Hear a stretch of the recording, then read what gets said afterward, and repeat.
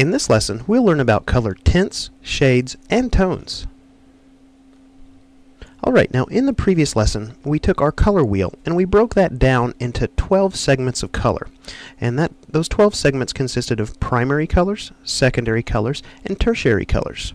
Now I've got here a color wheel in front of me. It looks a little bit different than the previous lessons, but I wanted you to see what each of these colors look like next to its neighbor. So we've got this color wheel here with all those colors reflected, and we also talked in the last lesson about how any color that we see around us can be traced back to one of these 12 colors. Now let's just break down how that works. The first thing we need to talk about is a tint.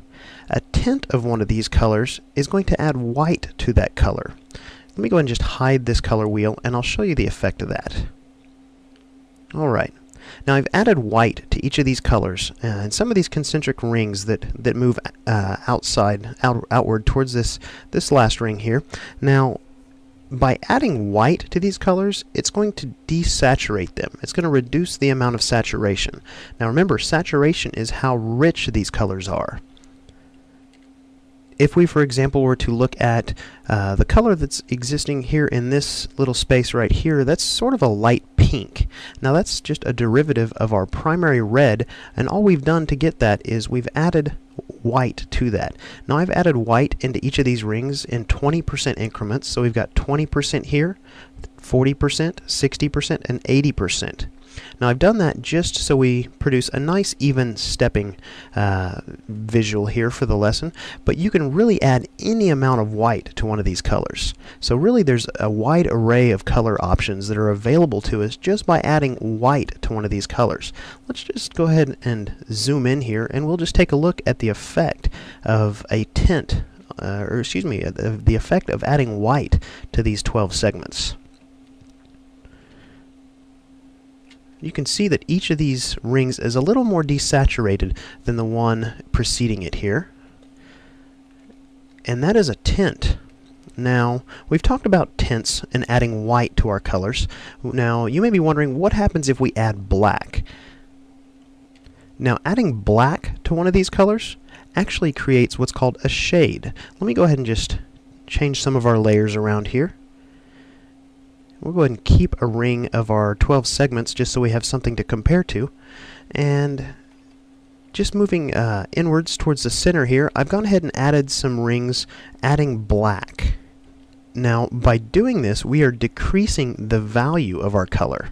Now remember, value is how close a color is to white or to black. So by adding black, it's taking our colors closer to pure black. So again, we've got 20% increments here, so 20, 40, 60 and 80%, and you can really see just in comparing the outer ring to the inner ring, there's a good deal of difference in value between the two. Alright, so up until now we've talked about tints and shades and adding either white or adding black to our colors. Now, one of them decreases the saturation and the other increases the value. Now it is possible to do both, to decrease the saturation and increase the value, and that would actually be called a tone. Let me go ahead and switch over here to another document I've got. Now again, we've got our 12 segments here, and we've got a nice gray circle here in the middle. Now to achieve a tone, we would not add white or black, we would actually add some form of gray to one of our 12 segments here. Now this gray in the center just happens to be about a 60% gray. I thought that was good for an example here for you. And let's go ahead and just hide these and we'll just take a look at the effect of adding gray to our 12 segments. Go ahead and hide that, and great. Let's take a look here. Now I have added gray to each one of our 12 segments here, and I've done this one in 30% increments just to show you a little more range between each step. So we've got 30%, we've got 60%, and we've got 90% here.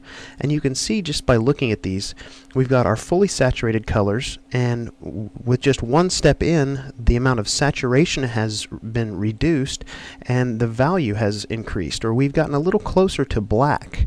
So, and in each step, the saturation is decreasing just a little bit more, and we're getting a little closer to black. So really, we're thinking in terms of either adding black adding white, or adding gray to create tints, shades, and tones of our colors here.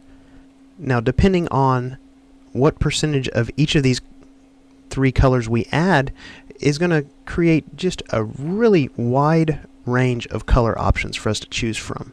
So now you can see exactly how any color in the world around us can be traced back to these 12 steps on our color wheel. Now, it can be kind of confusing at this point to look at a color in our environment and pick out exactly whether it is a tint, a shade, or a tone, and exactly what color it goes back to. I'd like to encourage you at this point to just go ahead and pick out some colors of items in your environment around you and try and isolate just one color and practice tracing that back to one of these 12 segments on a color wheel.